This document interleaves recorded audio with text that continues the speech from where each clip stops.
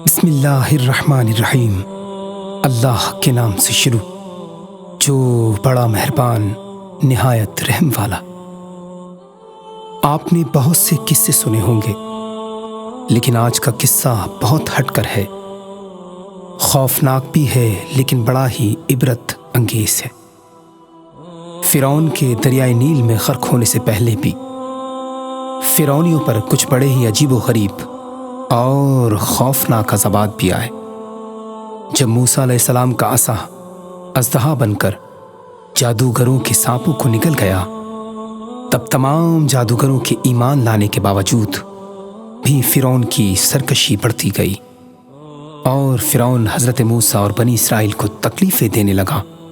تب حضرت موسیٰ علیہ السلام نے اللہ کی بارگاہ کچھ اس طرح دعا مانگی: اے میرے رب، فرعون بہت سرکش ہو گیا ہے اور اس کی قوم نے عہد شکنی کی ہے، لہٰذا تو انہیں ایسے عذابوں میں گرفتار فرما جو ان کے لیے سزا ہو اور میری قوم اور ان کے بعد والوں کے لیے عبرت ہو۔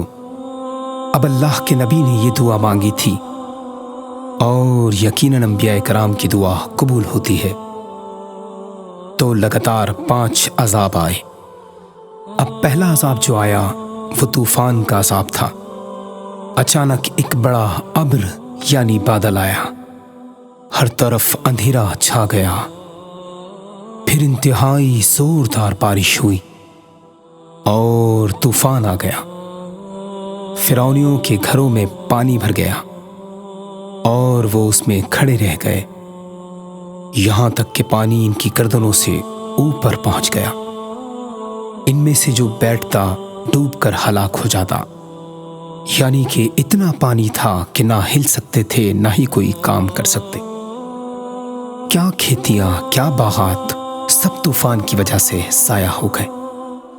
1 ہفتہ مسلسل اس مصیبت میں گرفتار رہے، باوجود اس کے کہ بنی اسرائیل اور فرعونیوں کے مکانات ملے ہوئے تھے، مگر جو بنی اسرائیل کی قوم تھی ان کے گھروں میں پانی نہیں آیا۔ اب فرعونیوں میں یہ عذاب سہنے کی طاقت نہ رہی، وہ حضرت موسیٰ علیہ السلام کی بارگاہ میں گئے اور عرض کی: حضور، آپ دعا فرمائیں اور یہ مصیبت ٹل جائے، ہم ایمان لے آئیں گے۔ چنانچہ آپ نے دعا کی اور زمین پھر سے سبز و شاداب ہو گئی۔ پھر فرعونیوں نے عذاب ٹلتے ہی پھر وعدہ شکنی کی اور بنی اسرائیل پر ظلم کرنے لگے۔ پھر 1 ماہ گزرا اور اللہ نے ایک اور عذاب ٹڈیوں کی شکل میں بھیجا، جو ان کے کھیت، باغات اور مکان کی لکڑیوں کو کھا گئے، اور فرعونیوں کے گھر میں ٹڈیاں بھر گئیں، جس سے ان کا سانس لینا مشکل ہو گیا۔ اس بار پھر بنی اسرائیل کو کچھ نقصان نہ ہوا۔ ایک بار پھر فرعونیوں پر عبرت آئی، اور انہوں نے حضرت موسیٰ سے ایک بار پھر دعا کی درخواست کی، کہا ہم ایمان لے آئیں گے۔ دعا کا عمل پھر دہرایا گیا، لیکن اس بار بھی فرعونی باز نہ آئے۔ اس بار اللہ کا تیسرا عذاب ایک کیڑے کی شکل میں آیا، جو ان کے اناجوں میں گھس گیا اور ان کو برباد کر دیا۔